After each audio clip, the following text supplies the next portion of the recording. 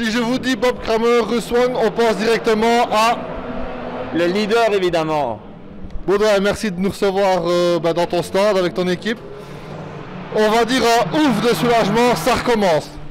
Et oui, il nous a fallu attendre, préparer les voitures, repréparer les voitures, repréparer les voitures. Là, elles sont enfin prêtes et ben voilà, c'est parti pour une saison plus ou moins longue. On va voir un petit peu ce que nos autorités nous réservent comme décision. Les étrangers, les Hollandais, les Français, voir ce qu'ils décident par rapport à nos courses. Et on espère qu'on va pouvoir faire les 5 courses cette saison. Alors, on aura repéré évidemment, la voiture n'est plus jaune et bleue. Elle est vraiment aux couleurs du leader cette année. Ah, évidemment, comment aurait-on pu faire autrement, sachant que via le salon de l'auto, on a appris qu'il y avait une voiture vaillante. Comment, s'appelant Leader Racing, pouvait-on faire des voitures d'une autre couleur que rouge, évidemment?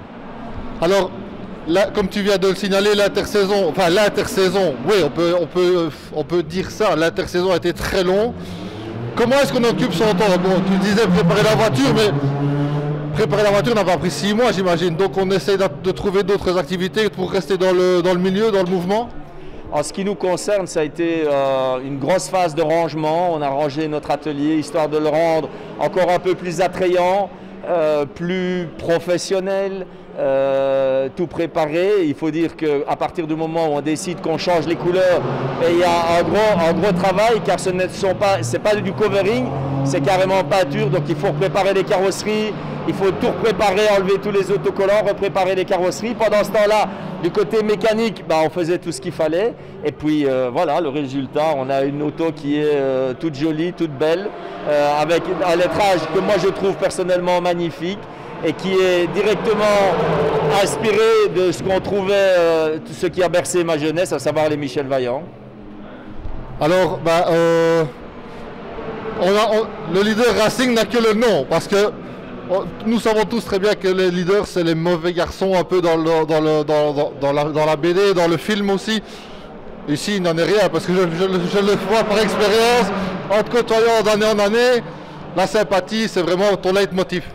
Bien sûr. En fait, nous avons pris ce nom du leader parce que notre première voiture était rouge, parce que comme Philippe, comme moi, comme Xavier, Michel Vaillant a bercé notre enfance. Lire et relire les albums de Michel Vaillant, faire avec mes petites courses de voiture des Vaillantes et des leaders, j'en ai fait, on en a tous fait. Donc forcément ici, nous ne sommes pas des mauvais garçons, nous sommes quand même connus et réputés pour être une des équipes les plus conviviales du plateau. Nous ne sommes pas les plus rutilants, mais je pense que nous sommes parmi les plus sympathiques. Je vais être un petit peu orgueilleux pour une fois.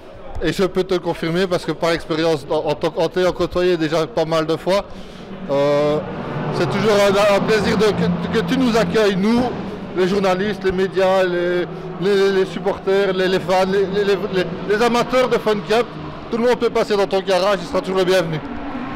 C'est un petit peu ce qu'on essaie de maintenir au sein de notre équipe, c'est tout le monde est le bienvenu, que ce soit des pros, des pilotes Top Gun, que ce soit des débutants. On veut que tout le monde se sente à l'aise. On ne met la pression sur personne. Le but, c'est de venir prendre du plaisir. On est là pour se faire plaisir.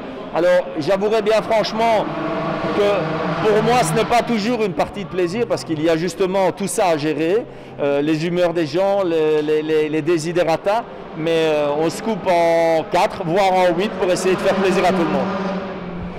Alors, la journée s'est bien présentée parce que ton pilote Nigel a fait la pole dans sa catégorie, 11e du classement général. Bon, c'est très bon résultat. Mais on savait qu'on avait une bonne voiture. On sait qu'on peut préparer correctement une voiture. On sait que Nigel est un pilote super rapide. Vous mettez le tout ensemble, et bien voilà, c'est une pole. Et pourtant, il y avait de la concurrence en face, mais ça reste une pole malgré tout. Et un 11e temps général avec une biplace, je pense que certains ont ouvert des yeux grands comme ça. On dit que l'appétit vient en mangeant. Demain, on peut espérer aller chercher le podium? On espère toujours un podium, c'est sûr que c'est une belle récompense, et pour les gens qui roulent, et pour les mécaniciens, et pour la structure. Donc oui, on espère. Il n'y a pas trop de voitures, donc on espère. Maintenant, nos deux autres pilotes sont un peu plus débutants, n'ont pas l'expérience et la fougue de Nigel, mais on va essayer de faire un bon compromis et de gérer ça au mieux avec Martial et Alessandra, nos deux ingénieurs. La suite du calendrier s'annonce un peu, je vais dire à demi-teinte, parce que bon, on a notre rendez-vous annuel qui sont les 24 heures, qui malheureusement cette année ne seront que 12h30. Ton sentiment là-dessus? Je pense que cette année va être une saison un peu bizarre, mais c'est une saison adaptée. Il faut savoir que tout le monde s'est adapté à la situation. Dans quelques domaines que ce soit, pour n'importe qui, ça laissera des traces. Donc les organisateurs sont quand même parvenus à nous faire un petit calendrier, même si ce n'est pas un vrai 25 heures, ce sera à 12h30. Mais un 25 heures en novembre, est-ce que ce serait aussi amusant qu'un 25 heures en juillet? Donc merci à eux d'avoir réussi à faire tout ça. Et voilà, on sera là pour 12h30. Cette année, on sera là pour 12h30. On répond fidèle au poste. On sera là aussi, bien sûr, comme d'habitude. Et on partagera encore évidemment des bons moments, des moments de rigolade, des moments un peu de colère. Mais c'est ce qui fait le Fun Cup en fait. C'est un tout. Et c'est ce qui fait aussi que c'est une des plus belles courses pour moi, à mon sentiment. C'est sûr que pour tout Belge, pour tout amateur de sport auto, Francorchamps, ça reste quand même une référence. Donc pouvoir rouler, pouvoir participer à un événement automobile, à une course automobile sur un circuit aussi mythique que ça, on en rêve tous. Ça nous est déjà tous passé par l'esprit, là on y est. Donc ok, cette année sera à 12h30, on roulera un peu moins de nuit, on n'aura pas le petit matin, mais on aura d'autres choses et ce sera pour l'année prochaine. Merci Baudouin et bonne mère pour demain. Merci beaucoup, à bientôt.